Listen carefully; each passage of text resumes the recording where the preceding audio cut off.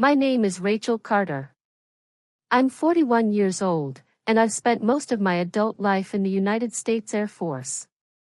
Not because it was easy. Not because it was glamorous. But because from the time I was young, I understood something very clearly. Respect isn't given. It's earned. And sometimes, the people who refuse to give it are the ones you share blood with. I didn't grow up dreaming about applause or approval. I grew up in a working-class military household where discipline came before comfort, and service came before ego. My father served more than 2 decades in the Air Force. Our house ran on early mornings, pressed uniforms, and the quiet understanding that you proved your worth through consistency, not words. My mother carried the weight of deployments with grace, holding our family together without ever asking for recognition. Then there was my aunt, Linda. She was my mother's older sister, loud where my mother was calm, polished where my mother was practical, and endlessly confident in her opinions. She married into the military, but she never truly understood it. To her, the uniform was a costume. A prop. Something you wore for status, not sacrifice. From the moment I told the family I planned to join the Air Force in my early 20s, she made her position clear. She smiled, but her eyes didn't. She joked, but the jokes always landed sharp. She told me I'd regret cutting my hair. That men didn't like women who tried to be soldiers. That I was wasting my best years on something temporary. I was young then, still hopeful enough to believe that if I worked hard enough, if I achieved enough, she'd eventually change her mind. So I showed up. To birthdays, holidays, barbecues, and graduations. I showed up in uniform when protocol allowed and in civilian clothes when it didn't. I listened to her stories about book clubs and garden parties. I smiled through comments about me being too intense, too serious, too focused. I told myself it didn't matter. That her opinions couldn't touch the life I was building. But family criticism has a way of slipping through the cracks in your armor. Basic training stripped me down and rebuilt me in ways my family never could. The structure, the clarity, the merit-based system. No one cared what I looked like. They cared whether I could perform. Whether I could lead. Whether I could be trusted when things went wrong. I thrived there, not because I was special, but because I respected the process. After commissioning, my first assignments were demanding and unglamorous. Logistics. Long hours. Endless details. The kind of work that keeps operations alive but never makes headlines. I loved it. Promotions came steadily, earned through performance, not politics. My father attended every ceremony he could. My aunt sent cards that sounded congratulatory until you read them twice. Congratulations, she wrote once, now maybe you'll have time for a real life. I kept the card. Not out of sentiment, but as a reminder. My second overseas deployment changed everything. I was a captain by then, leading a small team responsible for supply coordination through unstable territory. One mission went wrong fast. An explosion. Shrapnel. Chaos. I don't talk about details, not because I can't, but because some moments are sacred. What matters is this. I pulled 2 airmen from a burning vehicle under fire. A field medic saved my arm. Surgeons saved my career. The scar never went away. It ran thick and uneven from my wrist to my elbow, a permanent record of a day I didn't hesitate. When I came home, I didn't tell stories. I didn't seek attention. I wore long sleeves to family events, not out of shame, but out of exhaustion. I didn't want questions that came from curiosity without understanding. For a while, it worked. Then the comments changed. My aunt started treating my career like a phase I needed to outgrow. She talked about settling down, about using my benefits for something practical. She interrupted conversations when others asked about my work. She laughed when she introduced me to her friends, calling me the one in the military, as if it were a quirky hobby. Her husband, a retired Army colonel named Raymond, was always quiet, observant. He spoke rarely, but when he did, people listened. I respected him from a distance, even when he said nothing while his wife diminished me. I told myself it wasn't his responsibility to intervene, that I could handle it. But handling something doesn't mean it doesn't hurt. The breaking point came at a summer barbecue. A casual gathering. My mother's birthday. 40 people, bright sun, laughter, food. That morning, I chose short sleeves. Not as a statement. Just honesty. I was tired of hiding. For the first hour, no one said anything.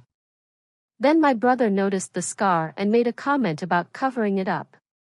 Said it was unpleasant to look at while eating. My aunt laughed. Said I loved attention. The table went quiet in that uncomfortable way where no one wants to be involved, but everyone is listening.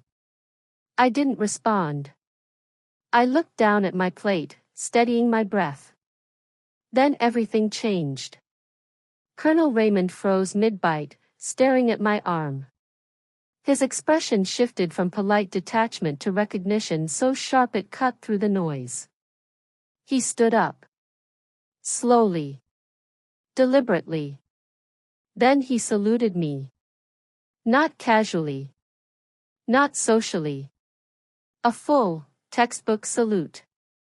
I stood automatically, returning it. You don't think in moments like that.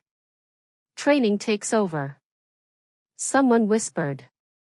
Someone dropped a fork. My aunt looked confused, then pale. Raymond spoke quietly, but his voice carried.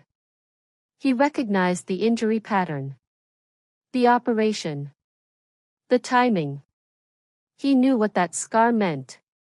He said I'd earned it more times than most people earn anything in their lives. And that anyone who mocked it didn't understand the first thing about service. No one laughed after that. The barbecue continued, but something fundamental had shifted. I left early. Raymond walked me to my car and apologized. Not for his wife, but for his silence over the years. I drove home with the windows down, heart racing, knowing something had broken. Or maybe something had finally snapped into place. That night, I realized something that took me years to accept. I had spent a decade trying to earn respect from people who benefited from misunderstanding me. And the moment I stopped hiding, stopped softening, stopped shrinking, the truth surfaced on its own. I didn't need to explain myself. The scar did that for me. And what came next would force my family, and myself, to confront a reality we'd all been avoiding for years. After that barbecue, the noise didn't come back. What followed wasn't yelling or confrontation. It was silence. The kind of silence that tells you something fundamental has shifted. My aunt stopped calling. Family group chats went quiet whenever I added a message. My brother sent a short text a few days later, something vague about things getting awkward and how Linda didn't mean anything by it. I read it once and didn't reply. I'd spent too many years translating disrespect into something easier for others to digest. I wasn't doing that anymore. Instead, I threw myself into work. 12-hour days. Planning cycles. Logistics reviews. Late-night calls with overseas units. The clarity helped. In the Air Force, you always know where you stand. Either the mission succeeds or it doesn't. There's no pretending. One evening, a fellow officer and close friend noticed the change in me. She asked what happened. I told her enough to explain the shift, not the classified details, just the family dynamic and the moment everything came to a head. She listened, then said something that stayed with me. She told me she stopped attending family events where she had to justify her existence. That life was too short to keep standing in rooms where respect was conditional. The idea unsettled me, but it also felt like truth. A week later, Colonel Raymond called me. Not a text. A call. He asked if I could meet him for coffee near base. Neutral ground, he said. When we sat down, he didn't waste time. He apologized. Directly. Not for his wife's behavior, but for watching it happen for years without speaking up. He told me he'd been involved in early planning for the operation I'd been injured in. That when he saw my scar, he recognized it instantly. He said watching someone mock a combat injury crossed a line he should have defended long ago. Then he did something unexpected. He placed a challenge coin on the table between us. One from his unit. He told me it belonged to a friend who never made it home. He said he wanted me to have it, not as validation, but as recognition from someone who understood the cost. I didn't say much. I didn't need to. He also told me my aunt wanted to talk. A real conversation. No audience. No performance. He made it clear the decision was mine. I didn't answer right away.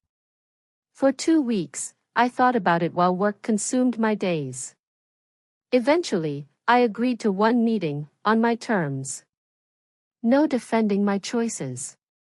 No apologizing for my career. Just honesty. We met in a quiet conference room. My aunt looked smaller somehow, less certain. My brother sat beside her, uncomfortable. I told them why I was there. I said I wasn't explaining myself. I was giving them one chance to listen. My aunt admitted she didn't understand my career. That she thought she was helping by pushing me towards something softer, more comfortable. I asked her who she thought I should have been. She said someone who didn't need to prove herself. I told her I wasn't proving anything. I was living a life that fit me. One built on responsibility, leadership, and service. What hurt wasn't that she didn't understand. It was that she never tried. My brother finally admitted he never thought our opinions mattered to me because I seemed confident. I told him confidence doesn't make you immune to family dismissal. It just teaches you how to survive it. The conversation wasn't perfect. It was awkward. Defensive at times. But it was honest. When it ended, I told them my boundaries clearly. I would not keep showing up where my work was mocked. If the pattern continued, I would walk away. That responsibility was theirs now. Not mine. A few days later, I received orders. I was being promoted to lieutenant colonel and selected for a strategic assignment in Washington. When I told my father, his voice cracked. He said he'd always been proud of me, even when he didn't know how to say it.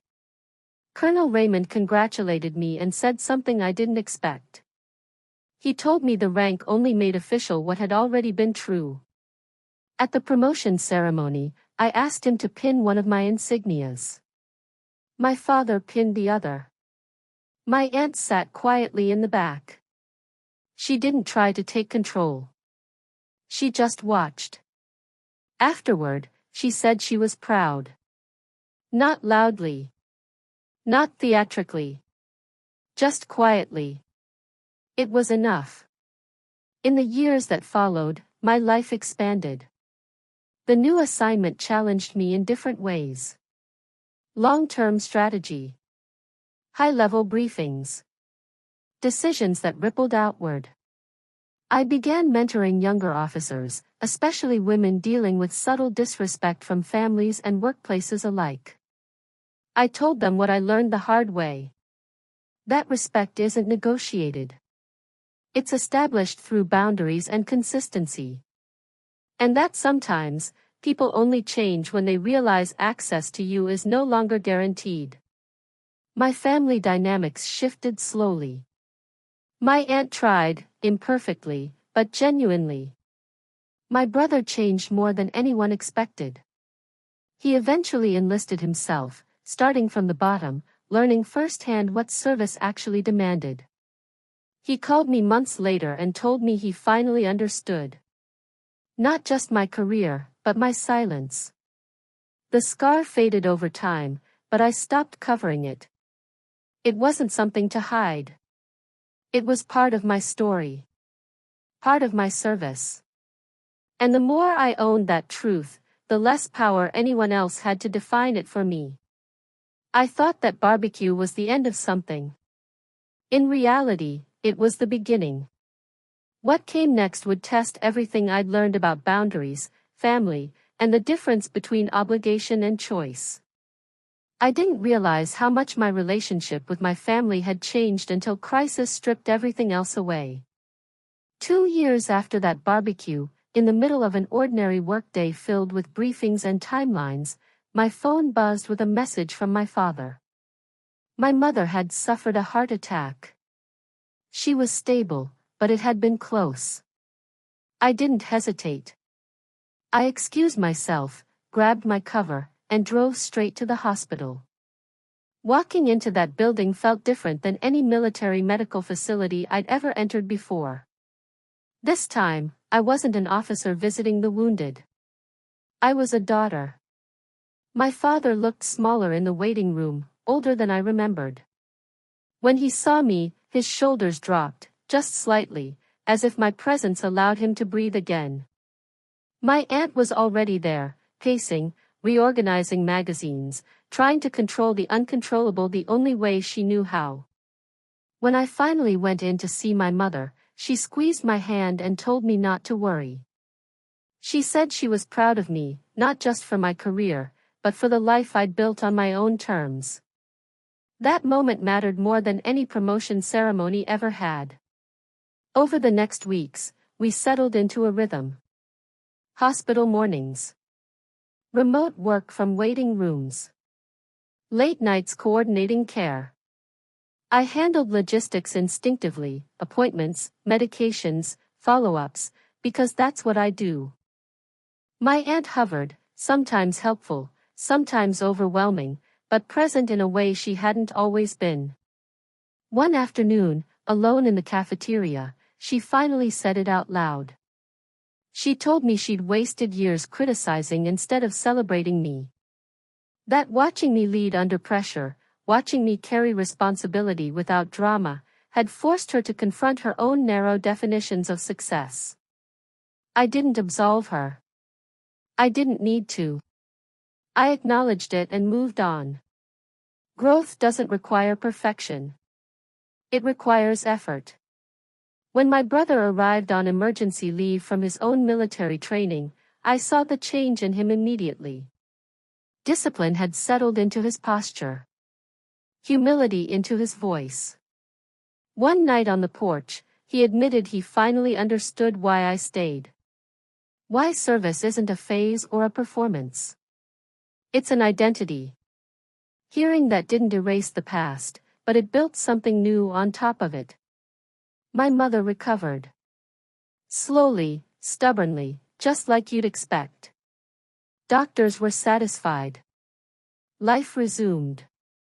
And right as things stabilized, I was offered another assignment, this one in Colorado Springs. A major step. Strategic. Career-defining. The timing felt impossible. Family had just been fragile. The instinct to stay close tugged hard. But my parents surprised me. They insisted I go. They reminded me they raised me to move forward, not to shrink my world out of fear. So I accepted. And in doing so, I realized something fundamental. I no longer believed I had to choose between family and self. I could honor both, without sacrificing either. Before I left, we had a small family dinner. No speeches. No performances. Just gratitude. My aunt raised a glass and thanked me for being there when it mattered. Not as a soldier. Not as an officer. As family. I didn't need more than that. Over the years that followed, my life filled in around the space I'd finally protected. I excelled in my assignments. I mentored younger officers who reminded me of myself years earlier. I told them the truth I wish someone had told me sooner. That external validation is optional.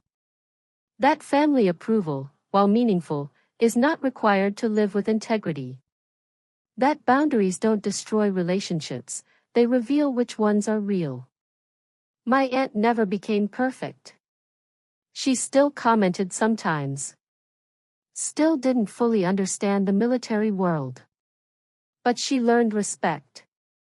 And that changed everything. My brother re-enlisted. He found purpose. He found humility. We found a new relationship built on mutual understanding rather than comparison. And me, I stopped hiding. The scar on my arm faded, but I never covered it again. It wasn't something to explain or defend. It was proof of who I was and what I'd done. Proof that I'd stood where others couldn't. Proof that survival isn't shameful. Looking back now, I understand that moment at the barbecue wasn't about humiliation or revenge. It was about clarity. The moment I stopped shrinking to make others comfortable, the truth surfaced on its own. Respect didn't come because I demanded it. It came because I finally refused to accept less. And that lesson stayed with me longer than any rank ever will.